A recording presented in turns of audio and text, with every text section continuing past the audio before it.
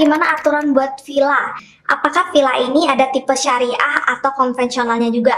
Kalau yang paling enak plus nyaman buat mantap-mantap gimana Kak? Aduh, mau pertanyaan terakhir, tapi kok pertanyaan terakhirnya begini banget ya?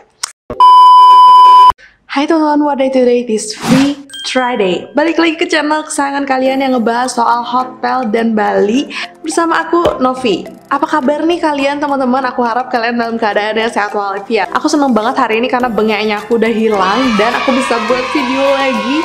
Semangat lagi bareng kalian lagi. Hari ini aku balik lagi dengan konten perhotelan aku dan aku mau jawabin pertanyaan-pertanyaan yang udah masuk seputar perhotelan dari DM aku ataupun dari YouTube komen aku. Jadi buat kalian yang masih punya pertanyaan-pertanyaan seputar perhotelan, cocok banget kalian buat nontonin video ini karena mungkin pertanyaan kalian bakal aku jawab nantinya. Tapi sebelumnya aku mau ingetin kalian untuk klik like-nya dan jangan lupa untuk subscribe di pojok kanan bawah sana biar nggak ketinggalan konten-konten menarik lainnya. So, langsung aja kita jawabin pertanyaan yang pertama.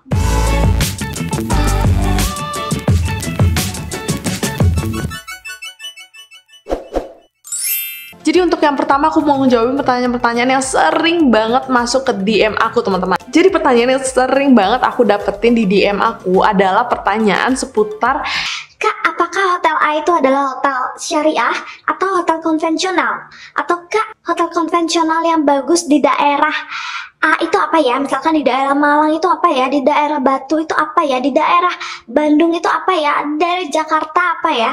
Atau Kak, hotel yang bisa bawa pasangan di daerah mana itu apa ya? Kayak gitu. Nah teman-teman, aku udah buat video yang khusus ngebahas soal hotel syariah dan hotel konvensional sebelumnya.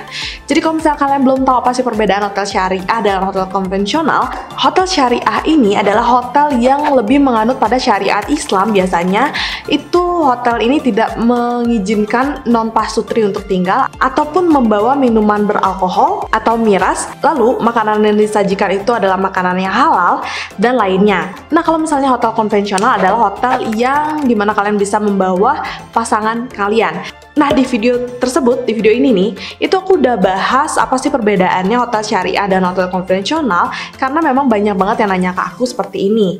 Tujuan aku buat video itu adalah biar kalian itu bisa membedain sendiri yang mana sih hotel konvensional dan yang mana sih hotel syariah sesuai dengan lokasi tujuan kalian karena aku sekali lagi itu tinggal di Bali aja. Untuk hotel di Bali aja itu aku nggak tahu 100% apakah hotel ini syariah atau konvensional kecuali aku ngeliat dulu gitu ya, apalagi hotel di luar Bali. Jadi kalian mending tonton video ini dulu jadi kalian bisa ngebedain sendiri apakah hotel ini kalian bisa menginap bersama pasangan atau tidak gitu teman-teman. Aku harap udah jelas ya. Sekarang lanjut ke pertanyaan-pertanyaan yang sering aku dapat via YouTube komen aku. Jadi di sini aku ada laptop. Mungkin kalian nggak kelihatan ya, tapi ada laptop di sini.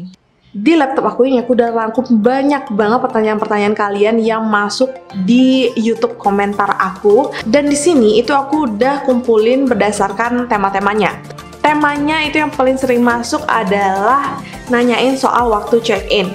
Yang sebenarnya aku udah bahas juga di video aku yang lainnya. Kalian bisa lihat di situ di pojok sana aku bakal taruh linknya yang ngejelasin soal check-in dan check-out atau aturan check-in dan check-out. Nah di situ aku udah jelasin dari A sampai Z kayaknya. Tapi masih ada beberapa pertanyaan yaitu kayak Halo kakak, aku mau nanya dong soal check-in lebih dari jam 2 siang. Waktu check-in hotel itu gimana ya? Apa ada biaya tambahan? Halo kak, kira-kira kalau kita sampai hotel jam 10 atau jam 12 malam itu termasuk early check-in kak? Apa kena charge? Dan kalau mau check-in sebelum jam 2 di Red Doors kena charge lagi nggak ya? Kalau kena berapa persen hitungannya? Jadi teman-teman, untuk waktu check-in, ini kayaknya udah aku bilang berkali-kali di video aku. Banyak banget kayaknya. Itu adalah jam 2 siang sampai nggak terbatas. Jadi kalau misalnya kalian booking di hari H, misalkan hari ini, waktu check-in kalian itu mulai dari jam 2 siang. Mau check-in jam 10 malam, mau check-in jam 12 malam nanti malam, mau check-in jam 3 pagi, mungkin flight kalian malam, itu nggak masalah. Kalian masih bisa check-in selagi kalian udah melakukan bookingan di hari ini. Tapi ada juga nih beberapa case, misalkan kalian booking untuk besok, terus kalian mau check-in jam 3 pagi nih. Nah, jam 3 pagi kan sebenarnya udah masuk besok. Tapi karena waktu check-in hotel itu mulai dari jam 2 siang, hitungannya itu jam 2 siang besok hari baru kalian bisa check-in. Kalau misalnya kalian mau check-in jam 3 pagi, walaupun itu masuknya udah hari besok, kalian tetap harus booking untuk hari ini. Jadi pokoknya sebelum jam 2 siang itu kalian belum bisa check-in, teman-teman. Check-in sebelum jam 2 siang itu namanya early check-in. Nah, check-in setelah jam 2 siang itu nggak ada masalah. Yang biasa disebut late check-in itu adalah check-in di atas misalkan jam 10 malam. Itu udah late kan masuknya. Nah, ini nggak ada masalah sama sekali. Yang jadi masalah biasanya early check-in. Di mana-mana, nggak cuma di Red Doors aja, check-in early itu biasanya kena charge, teman-teman. Di Red Doors, Airi ataupun Oyo, aduh Airi udah nggak ada. Di Red Doors ataupun Oyo itu aku pernah lihat kalau nggak salah sekitar 30%. Itu pun ada jam-jamnya. Begitu juga sama late check out, itu juga ada jam-jamnya sekitar 30%-an sampai 50%-an deh kalau nggak salah. Yang kedua, yang paling banyak juga ditanyain di channel aku adalah aturan short time. Pertanyaannya kayak, Kak, kalau Red Doors atau Oyo tapi cuma pakai 3-6 jam bisa? Atau apakah boleh check out sebelum waktunya? Misal masih 6 jam setelah check-in itu udah check out. nah teman-teman, untuk pemakaian kamar hotel yang cuma sebentar aja atau beberapa jam atau nggak lewat sampai keesokan harinya, misalkan kayak case ini, 3-6 jam, enggak sih, ada yang bahkan nyewa hotel 1 sampai cuma 6 jam doang, itu dinamakan short time. Nah, short time ini itu biasanya bisa di hotel apapun. Apalagi kalau misalnya kalian udah booking untuk 1 malam, which is 2 hari, itu kalian cuma mau pakai 3 jam, 6 jam, berapa jam itu terserah kalian, itu bisa banget. Kalau mau check out langsung pun itu bisa banget, tapi sayang di kaliannya. Jadi kalau misalnya kalian udah tahu nih mau ngambil kamar hotelnya ini short time, mungkin lebih baik untuk kalian tanyakan ke pihak hotelnya lagi apakah hotel tersebut menyediakan opsi short time atau enggak. Nah, kalau misalnya ada, biasanya harganya juga jauh lebih murah daripada harga full time-nya mereka. Yang ketiga, banyak juga yang nanya soal bawa teman atau pacar ke kamar hotel gimana. Pertanyaan-pertanyaannya kayak, Kalau mau pesan hotel yang check-in hanya saya, terus malamnya bawa pasangan bisa atau enggak? Kamu nanya nih, seumpama mau main ke kamar temen yang udah di dalam, apakah kena biaya charge in room? Terus Kak, kalau di hotel itu misalkan saya check-in sendiri, terus teman-teman saya nyamperin nih 3 orang, terus pulangnya malam jam 1 gitu, gimana ya Kak? untuk pertanyaan ini teman-teman, untuk membawa teman, pacar, dan lain-lain yang nggak menginap, itu nggak masalah. Jadi kalau misalnya teman kalian mau berkunjung untuk beberapa jam aja menghabiskan waktu sama kalian, itu biasanya nggak masalah. Asal teman kalian nggak membuat keributan, asal banyaknya orang juga nggak kayak yang banyak banget, tiba-tiba teman kalian sekampung gitu ke satu kamar, kan nggak lucu juga teman-teman. Jadi kalau misalnya ada 1-2 orang teman itu berkunjung ke kamar, biasanya nggak akan dipermasalahkan oleh pihak hotel. Tapi yang bermasalah kalau misalnya udah banyak banget orang ke kamar, yang pasti membuat ribut dan bisa mengganggu kenyamanan tamu hotel yang lain. Tapi kalau misalkan udah ada orang tambahan yang mau menginap, itu beda urusan. Kalau misalnya kalian itu cuma sendiri di kamar, terus ada teman kalian satu lagi yang mau datang dan menginap, biasanya masih nggak apa-apa. Tapi alangkah lebih baiknya kalau misalnya kalian langsung check-in berdua, jadi kalau misalnya dibutuhkan ID dari front office itu bisa di fotokopi gitu kan ya. Tapi kalau misalnya enggak pun nggak masalah, asal itu biasanya maksimum kapasitas di kamar itu 2 orang. Nah, kalau misalnya ada teman-teman kalian yang misalkan 3 orang gitu nyamperin ke kamar, terus pulangnya mau jam 1 malam, nah ini lebih bagus lagi kalian nge-report ke orang hotel atau pihak hotel, dalam hal ini resepsionis atau FO, dan bilang bahwa ada teman yang mau berkunjung tapi teman-teman ini nggak nginep, cuman sampai jam segini aja. Nah, itu kalian bakal dikasih tahu sama FO atau resepsionis gimana aturan di hotel tersebut dan apakah diperbolehkan atau tidaknya. Cara bertamu ke temen yang udah nginep di hotel gimana? Sebenarnya nggak ada cara bertamu ya gimana-gimana sih. Kalau misalnya kalian memang udah tahu kalian cuma pengen bertamu selama beberapa jam, kalian bisa aja kok langsung masuk ke kamar teman kalian itu. Tapi kalau misalnya kalian itu udah berniatan untuk menginap dari awal, itu sebaiknya kalian melapor ke pihak FO atau resepsionis. Next adalah yang temanya check-in tanpa KTP. Kak, gue 17 tahun, ada ya kartu pelajar doang, bisa belum ada KTP, bisa nggak ya? Nah, yang penting teman-teman, kalian tuh membawa data diri yang valid atau yang resmi dikeluarkan oleh negara. Kalian tuh sebenarnya bisa check-in, misalkan pakai paspor atau pakai SIM. Nah, terus gimana untuk check-in dengan kartu pelajar? Nah, itu aku udah buat video sendiri. Kalian bisa cek di sini atau di pojok sana. Nah, di situ aku udah nelpon beberapa hotel dan nanya apakah boleh check-in dengan kartu pelajar saja. Biasanya hotel di bintang 4 ke bawah itu memberikan izin untuk check-in dengan kartu pelajar. Tapi untuk hotel bintang 4 dan hotel bintang 5 itu biasanya nggak boleh. Jadi, mendingan kalian telepon hotelnya dan tanyakan lagi apakah boleh kalian check-in dengan kartu pelajar saya tanpa menggunakan KTP atau identitas resmi. Gimana check-in pakai kartu keluarga?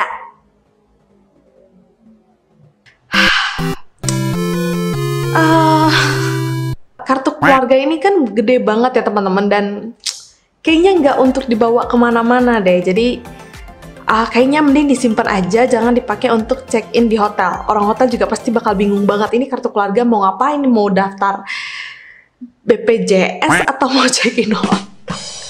Jadi jangan teman-teman, kalian cukup pakai KTP, SIM, paspor, jangan pakai kartu keluarga, oke? Kalau check-in itu KTP kita dibaca-baca nggak sih Kak, atau gimana? Emang di KTP kalian itu ada informasi yang tidak boleh dibaca Kak, atau gimana nih? Anyway, orang-orang di FO atau resepsionis itu nggak bakal punya waktu, kalau ada paling iseng banget ya, untuk ngebacain kayak KTP kalian kayak gini. Pun kalau misalkan nih ada orang dari FO atau resepsionis yang ngebaca KTP kalian, misalkan gitulah ya, kalian ngelampirin 2 buah KTP yang mana KTP-nya itu beda alamat, terus statusnya belum menikah, gitulah ya. Resepsionis itu atau orang FO itu tidak boleh memberikan informasi kalian kepada siapapun. Nah, ngepoin tamunya mau ngapain di kamar itu juga nggak boleh atau nggak etis. Jadi nggak ada alasan sih buat kalian untuk takut dibaca-baca atau nggak KTP kalian, karena pihak hotel tuh wajib melindungi semua informasi, apalagi informasi tamu yang udah masuk ke pihak hotel gitu. Terus kalau check-in berdua, apakah harus pakai 2 ID? Beberapa hotel iya memerlukan ID, semua ID tamu yang check-in, tapi beberapa hotel nggak, cukup 1 aja. Terus pas check-in kalau pakai fotokopi KTP bisa atau enggak? Ini kalau misalnya masih valid biasanya masih diterima, tapi kalau misalnya udah expire atau fotokopi KTP-nya itu nggak jelas, mungkin nggak bisa diterima oleh pihak hotel, jadi tergantung ya. Terus boleh nggak kita check-in karena untuk orang lain, misalkan orang itu belum ada di situ? Biasanya kalau untuk check-in ini enggak, jadi nanti orangnya itu harus check-in lagi, kecuali kalian itu nginep juga di sana. Kenapa? Karena orang yang mau check-in ini itu harus membaca ketentuan dan harus biasanya tanda tangan di hotel reservation form. Nah, ini kalau misalnya mereka nggak tahu, nanti ada yang terjadi di kamar hotel tersebut, ketika mereka dimintai pertanggungjawaban itu bakal susah. Oh, nextnya ada pembayaran di hotel. Jadi nanya, kalau booking hotel terus disuruh bayar di hotelnya itu gimana? Saya nggak punya kartu kredit atau kartu debit. Jadi pembayaran di hotel itu teman-teman bisa banget pakai cash, karena uang tunai rupiah itu adalah mata uang untuk pembayaran resmi gitu. Jadi harus diterima dan hotel akan senang hati menerima cash kalian. Kak, saya sudah bayar di hotel tapi tidak ada bukti reservasinya, gimana ya? Itu aku mau tanya dulu, kalian itu bayarnya lewat mana dan bookingnya lewat mana? Harusnya setiap reservasi yang dilakukan atau setiap pembayaran, apalagi di sini case-nya itu harusnya ada bukti reservation, booking confirmation, dan yang sejenisnya gitu. Harusnya ada. Jadi kalau enggak, kalian harus tanyakan lagi dan minta. Lanjut. Kak, gimana cara cari nomor telepon hotel yang kadang nggak ada nomor teleponnya? Mungkin ini yang kayak Hotel Oyo atau Red Doors ya teman-teman. Jadi kalian bisa cari hotelnya itu, nama hotelnya apa, di Oyo, di Red Doors-nya apa, terus kalian bisa sesuaiin sama map di misalkan di booking.com dan lain-lain. Kalian bisa sesuaiin, lihat gambarnya kira-kira nama hotel itu apa, terus kalian cari deh nama hotel yang sebenarnya. Kalau misalnya nama hotel yang sebenarnya itu kalian udah ketik di Google, itu biasanya pasti ada nomor teleponnya. Tapi kalau misalnya kayak penginapan, terus guest house, homestay, nah ini yang biasanya nggak ada nomor teleponnya. Kalau misalnya kalian mau tinggal di tempat-tempat seperti ini ya, mau nggak mau kontaknya via email aja. Opsi lain mungkin kalian bisa tanya ke 108, terus mention nama tempat menginap kalian. Kalau misalnya di sana sudah didaftarkan, biasanya dikasih tahu sih. Terus ada pertanyaan lagi, Kak, gimana aturan buat villa? Apakah villa ini ada tipe syariah atau konvensionalnya juga?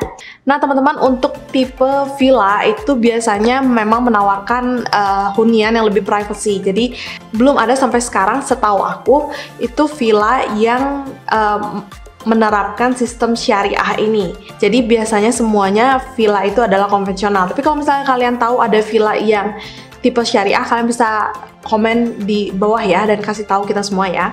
Satu lagi deh. Yang kalau Aduh, mau pertanyaan terakhir, tapi kok pertanyaan terakhirnya begini banget ya? kalau yang paling enak plus nyaman buat mantap-mantap di mana, Kak? Yang paling nyaman dan enak buat mantap-mantap itu adalah nikah dulu, abis itu mantap-mantapnya di rumah. Jadi bisa di dapur, bisa di kamar mandi, bisa di kamar. Aduh, ini nanya mantap-mantap kok nanya ke aku itu loh. Gimana sih? Nggak tahu lah. Di mana aja mungkin. Ya, begitu aja. Jadi itu aja pertanyaan yang bisa aku jawab untuk kali ini. Ada banyak banget pertanyaan yang lainnya dan mungkin aku bakal buat part 2-nya. Jadi kalau misalnya kalian masih punya pertanyaan dan aku belum jawab di video aku yang ini, kalian bisa tulis di kolom komentar di bawah dan aku bakal buat part 2-nya. Siapa tahu pertanyaan kalian bisa aku jawab di next videonya. Jadi itu aja video aku buat hari ini. Makasih banyak buat kalian yang udah nonton dan support channel ini. Tetap sehat, tetap semangat, tetap stay positif, tetap patuhi protokol kesehatan yang ada dan jaga kesehatan kalian semua teman-teman. See you in my next video. Bye.